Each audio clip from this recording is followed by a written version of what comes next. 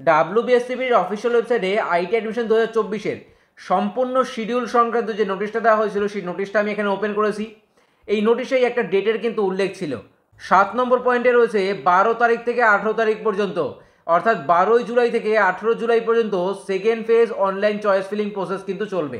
নোটিশে দেওয়া ইনফরমেশন অনুযায়ী প্রোফাইলটা লগ ইন করলে তুমি দেখতে পারবে চয়েস স্ট্যাটাসের পাশে লেখা রয়েছে choice filling is open now, click here to start. এখানে ক্লিক করলেই সরাসরি কিন্তু চয়েস ফিলিংয়ের পেজটা ওপেন হয়ে যাচ্ছে, যেটা আমাদের কাছে কিন্তু পূর্ব পরিচিত। অর্থাৎ ফার্স্ট পেজ যে চয়েস ফিলিং, সেখানেও কিন্তু এই রকম একটা পেজই আমরা দেখেছি। এখন যদি প্রশ্ন করো দাদা এই চয়েস ফিলিংটা কাদের জন্য, সেক্ষেত্রে পরিষ্কার উত্তর হবে এটা সবার জন্য, প্রত্যেকটা ক্যান্ডিডেটদের জন্য। ফার্স্ট মেরিট লিস্টে যে সমস্ত ক্যান্ডিডেটদের নাম রয়েছে সেটা এম গ্রুপের হতে পারে বা ই গ্রুপের হতে পারে, প্রত্যেকটা ক্যান্ডিডেট। এবং তার পাশাপাশি সেকেন্ড যে সাবসিডারি মেরিট লিস্ট পাবলিশ হয়েছে এম গ্রুপ এবং ই গ্রুপের জন্য, সেখানে যে সমস্ত নতুন ক্যান্ডিডেট রয়েছে এম এবং ই গ্রুপে, তারা প্রত্যেকেই কিন্তু এই চয়েস ফিলিংয়ে পার্টিসিপেট করতে পারবে বা অংশগ্রহণ করতে পারবে।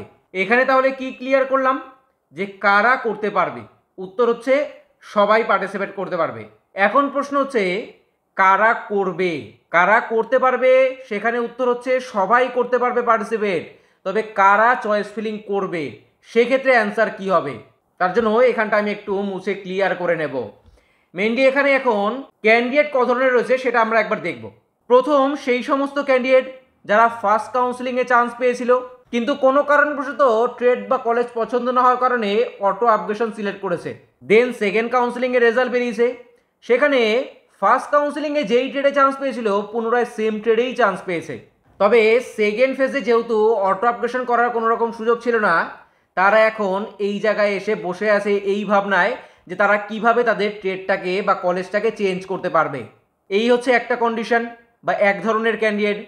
এর পাশাপাশি আরেক ধরনের ক্যান্ডিডেট যারা ফার্স্ট কাউন্সিলিংয়ে চান্স পায়নি, সেকেন্ড কাউন্সিলিংয়ে চান্স পেয়েছে, তবে সেখানে যেহেতু অটো আপগ্রেশন করার সুযোগ ছিল না, কোনো কারণে ট্রেড বা কলেজ যদি পছন্দ না হয়ে থাকে তাহলে তারা কিন্তু আর চেঞ্জ করার সুযোগটাই পায়নি। এই মুহূর্তেও তারা এসে এখানে দাঁড়িয়ে রয়েছে যে তারা কিভাবে তাদের কলেজ বা ট্রেডটাকে চেঞ্জ করবে, এই একটা কন্ডিশন।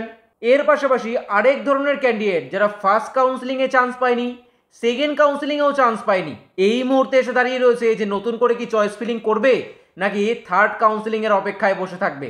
এই যে তিন ধরনের কন্ডিশন বা তিন ধরনের ক্যান্ডিডেট এখানে রয়েছে, প্রত্যেকের জন্য আমি বলবো যে এখানে প্রত্যেকে কে কি ধরনের স্টেপ নেবে। এই যে নতুন করে একটা চয়েস ফিলিংয়ের সুযোগ এবছরই প্রথম দেওয়া হলো, সেকেন্ড বার, এটা কিন্তু তোমাদের প্রত্যেকের জন্যই একটা গোল্ডেন অপরচুনিটি বলতে পারো, কারণ বিগত বছরগুলোতে এইরকম অপরচুনিটি কিন্তু কখনোই দেওয়া হয়নি। বলতে পারো এটা হচ্ছে তোমাদের সমস্ত ভুল শোধরানোর জন্য দ্বিতীয় আরেকটা সুযোগ। স্ক্রিনে আমি তোমাদের এত কমেন্ট দেখাতে পারি যে পুরো স্ক্রিনটা ভরে যাবে শুধুমাত্র একটা বিষয়, দাদা আমি এখানে চান্স পেয়েছি, আমার পছন্দ হয়নি ট্রেড, আমার কলেজ পছন্দ হয়নি, আমি অটো আপগ্রেশন করব, কিভাবে আমি আমার ট্রেড চেঞ্জ করব, কিভাবে আমি আমার কলেজ চেঞ্জ করব। তো এই ধরনের কমেন্টগুলো কখন আসবে? কখন এই ধরনের কমেন্টগুলো একজন ক্যান্ডিডেট করে? যখন সে ভুল চয়েস ফিলিং করেছে এবং তার ভুল চয়েস ফিলিংয়ের কারণে সে এইরকম কোনো ট্রেডে চান্স পেয়েছে বা এইরকম কলেজে চান্স পেয়েছে যেই সমস্ত কলেজ বা ট্রেড তার পছন্দ না, হয় তার বাড়ি থেকে অনেক দূর, বা এমন ট্রেড যেই সমস্ত ট্রেডগুলোতে তেমন কোনো ফিউচার নেই। কিন্তু ফার্স্ট ফেজের যে চয়েস ফিলিং সেখানে সে না বুঝেই সেই সমস্ত ট্রেড এবং কলেজগুলোকে চয়েস করে দিয়েছে। তবে বর্তমানে এত অপশান, ইউটিউবে সার্চ করলে আইটি রিলেটেড একাধিক ভিডিও এবং সমস্ত ভিডিও তোমাদের দেখা প্রয়োজন। আমি বলছি না যে শুধু আমার ভিডিওই তোমরা দেখো, সমস্ত ভিডিও দেখো, তোমাদের অধিকার সমস্তটা দেখা। তবে সমস্তটা দেখার পর কোনটাকে মেনে চলবে বা কোন সিদ্ধান্তটা নেবে সেইটা কিন্তু নেওয়াটা সব থেকে বেশি ইম্পর্টেন্ট। তোমায় সঠিক সিদ্ধান্তটা নিতে জানতে হবে।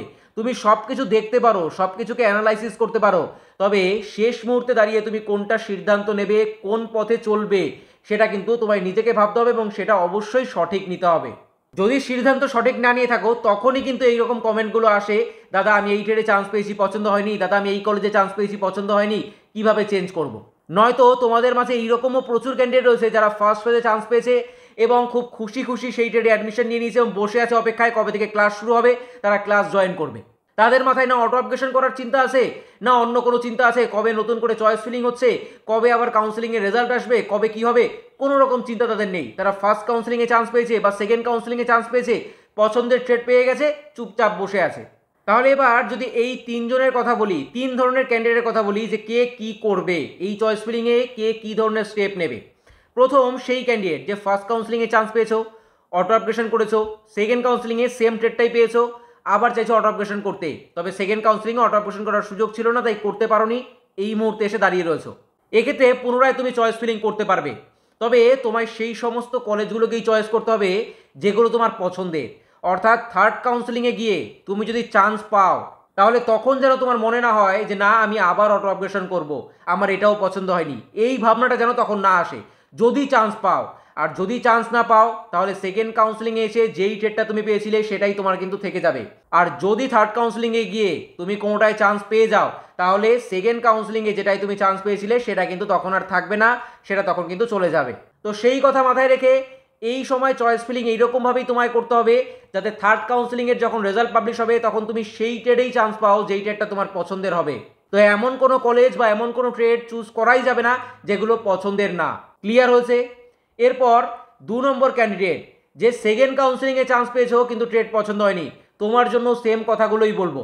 নতুন করে চয়েস ফিলিং করার সুযোগ পেয়েছো, সেই সমস্ত কলেজ সেই সমস্ত ট্রেডগুলোকেই চয়েস করো যেগুলো পছন্দের, একদম পছন্দের। দরকার পড়লে লিস্ট বানিয়ে নাও আগে, তারপর চয়েস করতে বসো। এবং তখন যদি চান্স পেয়ে যাও তাহলে সেকেন্ড কাউন্সিলিংয়ে তুমি যেখানে চান্স পেয়েছিলে সেটা কিন্তু আর থাকবে না, তবে যদি চান্স না পাও তাহলে এটা কিন্তু থাকবে। এবং 3 নম্বর যে ক্যান্ডিডেট রয়েছে যে দুটো কাউন্সিলিংয়ে এখনও পর্যন্ত চান্স পাওনি, তোমরা কীরকম কী চয়েস করেছো সেটা ভুলে যাও। নতুন যদি চয়েস করতে হয় তাহলে নতুনভাবে আবার চয়েস ফিলিং করো। আইটিআই করার পেছনে এমন একটা মানসিকতা রাখো যাতে ফিউচারে কোনো কিছু করতে পারো, তাই এমন ট্রেড নিয়ে অ্যাডমিশন নেবে যাতে ফিউচারে কোনো কিছু করা পসিবল হয়। আইটিআই করার জন্য যে কোনো একটা ট্রেডে অ্যাডমিশন নিয়ে নিলাম এবং সবাইকে বললাম যে আমি আইটিআইতে ভর্তি হয়ে গেছি, তাতে আলটিমেটলি কোনো লাভ হবে না। এখানে একটা কথা বলছি, থার্ড কাউন্সিলিংয়ের যেদিন রেজাল্ট পাবলিশ হবে সেই দিনও তোমরা কিন্তু অটো আপগ্রেশন করার সুযোগ পাবে, তবে এটা এখন থেকেই মনের মধ্যে গেঁথে নাও যে সেই সময় এই অটো আপগ্রেশন করার অপশনটাকে তুমি চুজই করবে না। কারণ অটো আপগ্রেশন সিলেক্ট করা মানেই আমি মনে করি তোমাদের পয়সাগুলোকে নষ্ট করা। যদি কোনো কারণে কলেজ চেঞ্জ হয় সেক্ষেত্রে ফিজ অ্যাডজাস্টমেন্টের জন্য তোমাদের কিন্তু আবার টিউশন ফিসটা পেমেন্ট করতে হবে। এই সংক্রান্ত পুরো ডিটেলস এই ভিডিওতে আমি আলোচনা করেছি, এই ভিডিওটা তোমরা দেখতে পারো, পুরো বিষয় ক্লিয়ার হয়ে যাবে। যারা এখনও বুঝতে পারছো না কীভাবে ফিজ অ্যাডজাস্টমেন্ট হয়, কীভাবে বারবার তোমায় ফিজটা পেমেন্ট করতে হচ্ছে এই অটো আপগ্রেশনের জন্য, সেই পুরো বিষয়টা এই ভিডিও থেকে ক্লিয়ার হয়ে যাবে। তাহলে চয়েস ফিলিংটা কাদের জন্য? পরিষ্কার উত্তর সবার জন্য। তবে প্রশ্নটা হচ্ছে এখানে কারা করবে এবং তার জন্য কি কি স্টেপ নিতে হবে, কিভাবে করবে, সেটাই কিন্তু আজকে আমি তোমাদের ক্লিয়ার করলাম এই ভিডিওতে। এই সমস্ত কথাগুলো আমি কিন্তু আগেও বলেছি, তবে তোমরা কখনোই কথাগুলোকে মানতে চাও না। শেষে এসে চয়েস ফিলিং করার পর যখন রেজাল্ট পাবলিশ হয় তখন বারবার শুধু খুঁজে থাকো অটো আপগ্রেশন, অটো আপগ্রেশন, অটো আপগ্রেশন। আমার বলার কর্তব্য, আমি আবারও বললাম, আমার ছোটো ছোটো ভাই বোনের মতোই তোমরা, তবে তোমরা শুনবে কিনা এই কথাগুলো সেটা কিন্তু সম্পূর্ণ তোমাদের ওপর। এরপরও যদি এই রিলেটেড কোনো রকম ডাউট বা কোয়ারি থাকে বা কোনো রকম প্রশ্ন থাকে অবশ্যই এই ভিডিও নিচে কমেন্ট করে আমায় জানাতে পারো। তাহলে আজকের ভিডিওতে এ পর্যন্তই, তোমাদের সাথে দেখা হচ্ছে পরবর্তী ভিডিওতে। ভালো থেকো, সুস্থ থেকো, best of luck all of you guys, thank you.